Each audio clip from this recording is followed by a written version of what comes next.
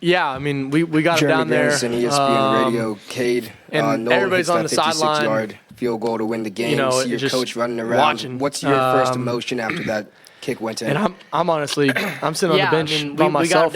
I'm just trying to like visualize and see how overtime's going to go. Because I mean, you know, you're hoping that he makes it, but you don't want to put all your hope into it, you know. And I'm honestly, I'm sitting on the bench by myself. I'm just trying to like visualize and see how overtime's going to go. Because I mean, you know, you're hoping that he makes it, but you don't want to put all your hope into it, you know. So I'm over there and I'm visualizing how I want overtime to go and just thinking about visualizing it until the moment he kicks it. And at that point, I really just kind of put my head down or maybe up and just kind of listened to the crowd and heard the crowd roaring behind us. And I knew we made it, and I couldn't believe it. I could not believe it. It was unbelievable. It was unbelievable. Coach Dabo Sweeney, Doug Parrish. Oh. Yeah, just for Cade. Okay. Next question for Cade.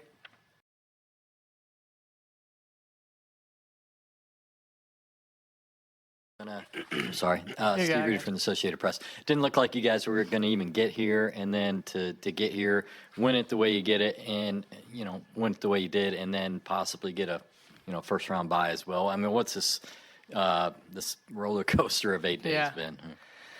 Man, I think that I'll start with this. Part of the reason that I came to Clemson, well, the main reason I came to Clemson was because I love Coach Sweeney. But most of that reason is because of his walk and his faith. And that's something that I lean on a lot, is my walk and my walk with Jesus. And through these times and through the hard times, I get to lean on Jesus because he's consistent and he's the person that I put all my faith and trust in. And, you know, I sat in my car for close to an hour in the parking lot last week after the game. I mean, truthfully, just pretty much crying because, you know, you work all year for something.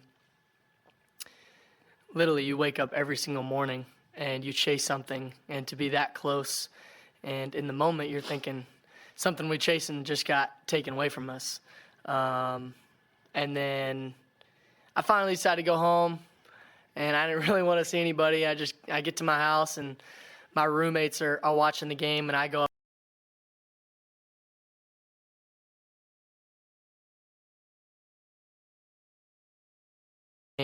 And I turn on the game, and there's 2 minutes left, and Syracuse wins. And I literally sprint downstairs, and I tackle Ronan Hannafin, my roommate, and I'm just screaming of joy. And I'm like, just when you think that God is closing the door, he's opening one up. And, you know, we just had to trust in him. And I just trusted in Jesus that he was going to make a way through it all. And that's something the coach has been preaching to us. And that's something that I truly believe is, you know, God's going to go and do things that we don't quite understand, but in the end, he's always going to get the glory, and it's always going to be for a purpose. So I really had to just lean on on my foundation. And then that's what I just kind of carried throughout the week. You know, it was definitely a weird Sunday and Monday because you're grieving from Saturday loss, but you got to transition it and go be excited because I kind of said out there, it's like, you know, you're playing outside with some of your friends and your mom tells you got to come inside, and she decides, actually, I'll give you 5 more minutes. We got 5 more minutes to go play some football, and that was tonight, and it was really exciting. Kate Klubnik, Rob Gilchrist, WCRS. Just big scores at big moments. The big pass to Wesco to start it off on that rollout. Then you add in the Wesco score on the deep pass to the right late in the first, the Burning School score late in the third. Just those key scores just kind of kept pulling the chain, pulling the rope away from the SMU grasp, and y'all just kind of maintained. It looked like it was going to be a shade of last week with these kind of like 3-and-out and long drives, ending in punts, but y'all just found a way to win. Just describe the momentum and just the mindset as the drives just went on throughout the night. Yeah, I mean, we get up whenever we were up in the fourth quarter.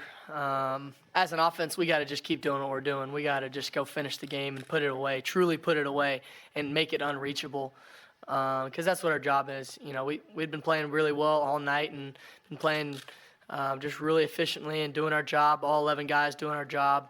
And we just, we got to go finish. We got to go just put the game away, go win the championship. And, when it came down to the last drive, we went and did it, and it was definitely an exciting one. Hey, Gabe. Chris Heidel from Purpose Radio in Baltimore. The first two series, you scored a quick touchdown. Have you ever had that in your game before, like after, first two and you get up 14-0? Have you ever had that start before? Oh, yeah, we've had it a couple times this year. App State, we had that. NC State, we had that. I feel like we've had it one other time, but Citadel. yeah, Citadel. I mean, we've had it definitely a couple times.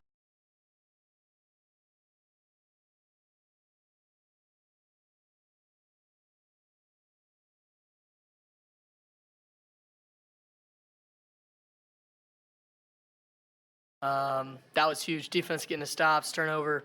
Yeah, it was awesome. Yeah, just complimentary football. Any other questions for Cade? Last question from Rev. Okay, two more. Good. Left.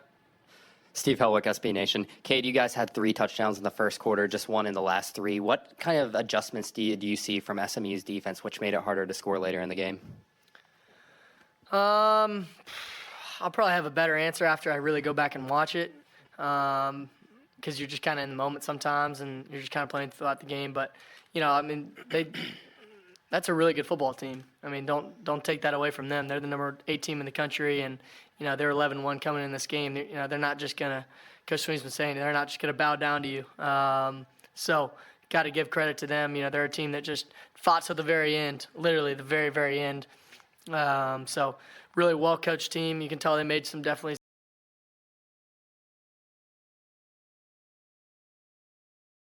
stuff that I'll learn from and we'll all learn from, and that will continue to make us better throughout the year.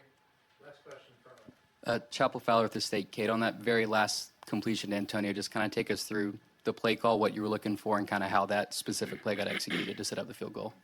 Yeah, we kind of knew. I mean, we had a timeout, so we knew that, they were going to be dropping out of there, and they're not going to let up a touchdown. So just had to go get something, and Tone ran a great route and just kind of find them. And really, he once he caught the ball, you can't go. Coach was saying it right before, you can't go score a touchdown. You're going to run out of time. So get what you can, and then get down, and he'll call a timeout and give ourselves the best chance. And that's what we did. And Adam got us down there, and that kickoff team got us down there, and that was.